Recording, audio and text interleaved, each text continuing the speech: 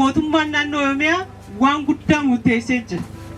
Wanni inni murteesse guddaan maal?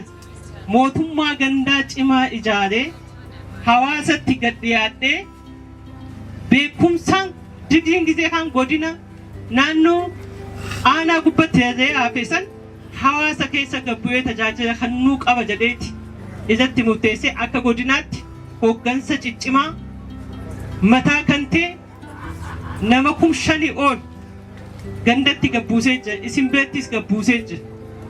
Kanaaf beekumsa qabdan dabalatanii hayyoota kana fayyadamtanii raajii akka hojjettan shakkii takka hin qabu.